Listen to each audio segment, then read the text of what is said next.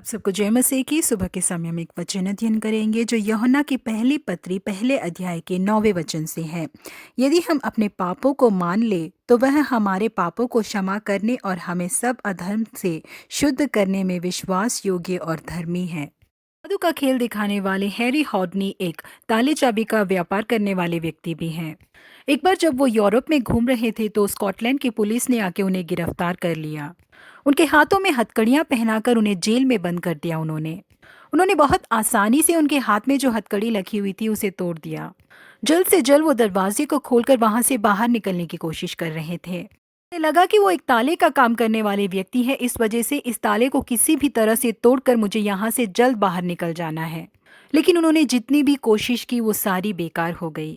वो काफी थक चुके थे, उन्हें समझ नहीं आ रहा था कि क्या करना चाहिए। वो तेजी से आए और उस दरवाजे के ऊपर झुककर बैठने लगे। अचानक से वो दरवाजा खुल गया और हैरी वहां से गिरकर नीचे सड़क पर आ गए, क्योंकि जिन्होंने उस दरवाजे को बंद किया था उन्होंने उसमें ताला नहीं लगाया था, ऐसे ही बंद करके गए थे। जी हाँ प्रिय परमेश्वर के लोगों, हैरी की तरह आज कई लोग हैं जो अपनी आज़ादी का रास्ता गलत तरीके से ढूंढते हैं। लेकिन हम लोगों को सच्ची आज़ादी केवल यीशु मसीह ही दे सकते हैं। पापों के कारण कई लोग जो बंदी गृह में हैं उन्होंने यीशु मसीह का सुसमाचार सुनकर अपने मन को फिराया है। इस तरह के कई लोगों के अच्छे चाल चलन को देखकर पुलिस अधिकारियों ने कई लोगों को रिहा किया है। यीशु मसीह के साथ जिन दो कुकर्मियों को क्रूस पर चढ़ाया गया था उन्हें उनके पाप के कारण बंदी गृह में रखा था। थोड़ी ही देर में उन दोनों को मृत्यु का सामना करना था, लेकिन उनमें से एक ने जीवन की राह का पता लगा लिया।